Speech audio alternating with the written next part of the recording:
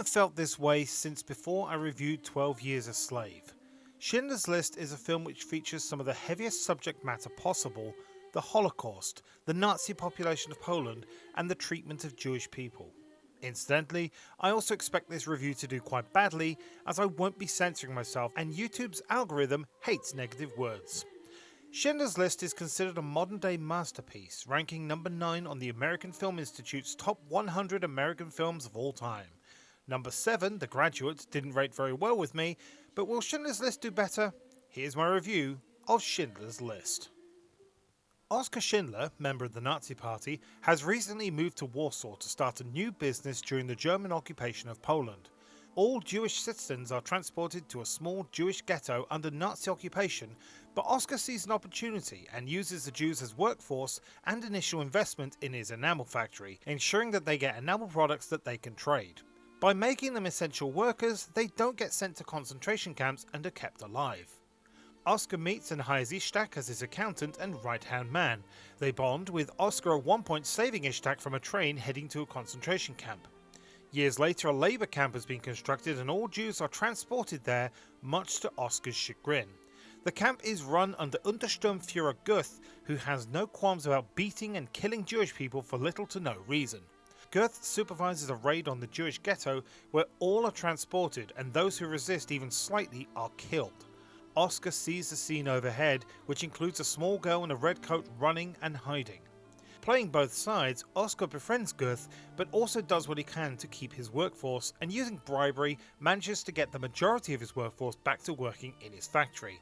He also attempts to reason with Goeth about real power being to forgive and show mercy, but this does not last long. Goeth takes out his frustrations on his maid Helen, who he beats and forces himself onto. As time goes on, every worker is given a physical, and those deemed too weak or sick are sent to Auschwitz. And as the war goes on and the Germans start losing, the labour camp is shut down, although Goeth is given the order to exhume and incinerate the corpses of the Jews he and his soldiers have killed over the years. One of those, observed by Oskar, is the small girl in the red coat. Oskar, now very wealthy due to the success of his factory, puts together a list of 1,100 people to be moved to a new factory in his hometown, rerouting 2 trains from Auschwitz. He and Ishtak put together the list and use everything they can to bribe officials in order to facilitate this. In the factory, Oskar bans soldiers from entering, allowing the Jews to create shells which will never fire and observe the Sabbath. As the war ends, the Jews are freed, and Oskar has to go on the run as he's a war profiteer and member of the Nazi Party. Ishtak and the workers use gold fillings to make a ring for Oskar to thank him for saving 1,100 people. But Oskar laments that he could have saved more, even one more. The film ends with the real-life survivors and their actor counterparts placing stones on Oskar Schindler's grave. The plot summary I've given is a gross simplification of the story and glosses over a lot of the atrocities committed by the Nazis. This is a long film, with a lot of horrible, brutal moments peppered throughout. The first major one is where a one-armed elderly worker is shot in the head in the street in broad daylight for no reason. This isn't the only one though, and it doesn't matter whether it's men, women, young or old, there is no discrimination in the Germans' discrimination of the Jews. Again, I go to the comparison of 12 Years a Slave, but where the horrible actions are built up to that whipping scene, Schindler's List peppers the violence throughout. The biggest moment is the raid on the Jewish ghetto, a pivotal scene where Oskar's mind is changed and only one of the few times where colour is used. The girl in the red coat stands out in the black and white film, and it's then seen again when her corpse is exhumed and incinerated years later. If the black and white cinematography was done just for this moment, then it really hits hard. But frankly, the two moments are so far apart from each other that I feel the momentum and impact of the act is somewhat lost. It's still hard hitting, but the film strikes while the iron is cooling down. This links to my biggest issue with the film, and part of the reason why it's taken so long to review. It's a long film. Trying to find 3 hours and 15 to watch a film which is this hard hitting was difficult, and in retrospect it's too long in my opinion. It is a masterpiece for sure, well made, well acted, and incredibly emotional, but you have to be in such the right frame of mind to watch this film. Part of this is the realistic violence. Gunshots aren't explosive, blood pours rather than sprays like an action film. The nudity is used to demean, and the beatings given aren't over the top. That ending, though, is absolutely perfect. The real-life survivors and their acting counterparts placing stones on the real Oskar Schindler's grave before Liam Neeson lays roses on top. This underlines the fact that the events really happened.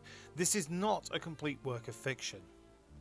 The iconic pairing of Steven Spielberg and John Williams strikes again, as the soundtrack is poignant and adds another layer to proceedings. But this isn't a music-heavy film. A lot of the time, the sound of the action is what you hear to maximize the impact. Music is used sparingly and at just the right time. There aren't many characters to focus on. A few of the minor side characters reoccur and act as markers for how things have escalated, especially for someone like Helen the maid. The main characters are Ishtak, Gurth and Oskar. Gurth has the smallest amount of growth, which stands to reason. He's a sadistic, masochistic leader who hates Jews. The attempt by Oskar to have him be more lenient is a good plot point, and the fact that he almost immediately reneges on this by killing a young boy who couldn't remove a stain from his bathtub solidifies the fact that he cannot be redeemed and is a complete and total bastard. Ishtak goes from really hesitant to trust Oskar to being his most trusted employee and right-hand man. Ishtak becomes Oskar's confidant, and the bittersweet ending where he tries to comfort Oskar when he's lamenting not saving more is a really good full circle moment. Oskar starts as a businessman trying to make money to someone who actively tanks his own business to save more lives.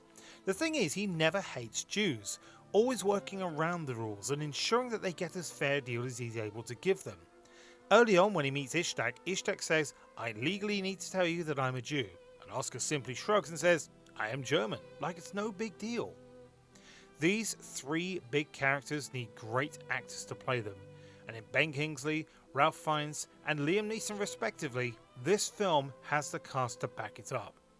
I wanted to laugh at Liam Neeson doing a European accent, but frankly it's so good and blends in well with his natural Irish accent that you don't notice it by the end. You can't argue with the success too. Nominated for 12 Academy Awards and winning 7 of them, including Best Picture. Schindler's List is a film that every movie aficionado should watch at some point. The themes and outright brutality and cruelty are the point, but you couldn't do the film justice without it. It's a long film and you need to be ready to be shocked if you haven't seen it before, but Schindler's List is absolutely deserving of its status as one of the greatest films ever made. I wholeheartedly recommend Schindler's List if you're ready for it. Thank you for watching this video. If you like what you see, please give this video a like and share it on social media. Maybe leave a comment below about what you thought of this video. And if you'd like to see more, please subscribe for more content. If you'd like to support me in other ways, you can buy merchandise at bradleyj.tmail.com, where you can buy t-shirts, tote bags and more. Or you can become a Patreon at www.patreon.com/BradleyJVoices for just £1 a month. Coming up next for the Film Review Open Challenge is Ghostbusters Afterlife. For now though, thank you very much for watching.